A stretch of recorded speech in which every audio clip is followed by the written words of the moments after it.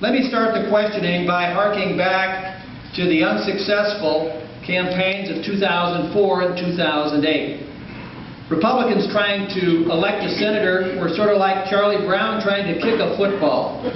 Despite nominating good men, it seemed nothing went right. I asked you each what needs to be different in 2010, and why are you the best person to make the difference? Let's go in reverse order and start with you, Ken Buck.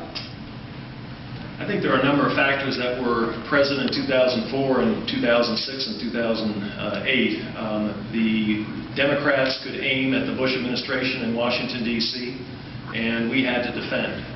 That has been changed now. We can certainly aim at the out-of-control spending and deficits and overregulation that's occurring in Washington, D.C. now, and the tide has changed.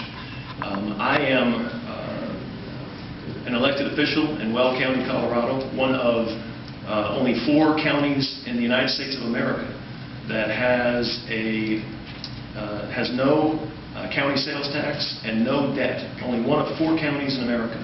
I bring that heritage with me to this United States Senate race and to the United States Senate. I know that government is not the answer, and that we can solve problems with the private sector. It's where my heart is, and it's where my vote will be.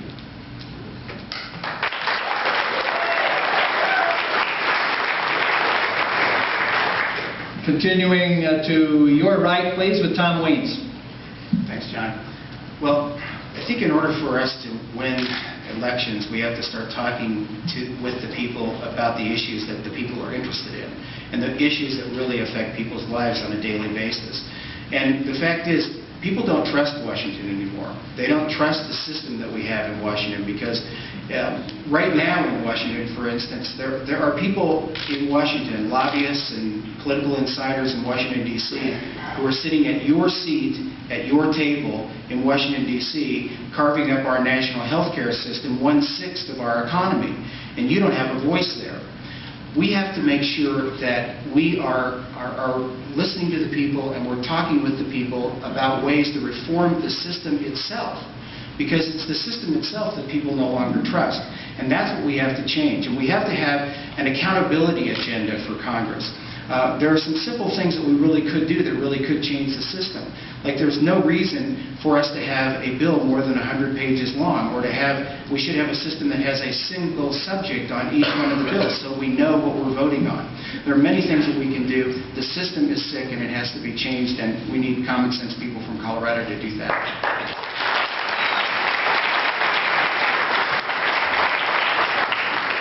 Thank you, Jane Norton. Thank you, Senator Andrews.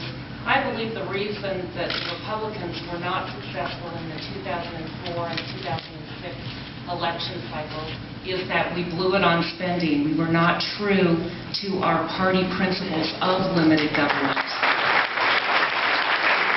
We began looking like the other party, and we let big government just be one of the other principles that we relied upon. So the way to turn that around is to be who you are, be proud that you're a Republican, talk about the principles that are important to us, and stick to them. And as I travel around the 64 counties in this state, I hear people talking about the disconnect that they're seeing with their elected officials. They're out in tea parties, they're talking in the 9/12 events, they're telling people, they're telling their elected officials that they do not want a public option in health care. They do not want the government to take more and more control of their lives.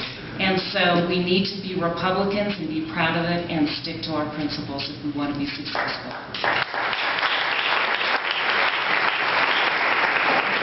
Please, Ted Buck. Thank you, sir.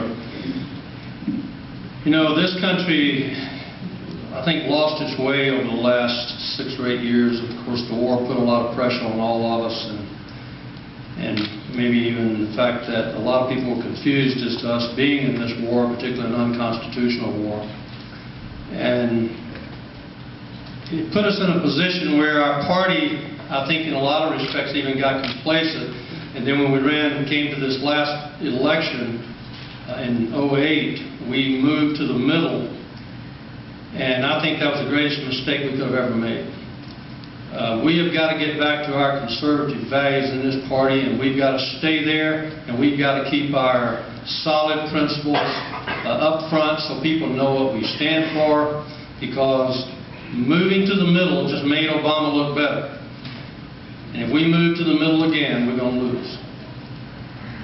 And I'm a firm believer in coming out of the business world. I've run a solid, conservative, high-principle business all my life, and we've got to do the same in politics, and we've got to show this country that we mean business and get back to our values and build the foundation of our party, and let's take back control of the country and get us on the right track.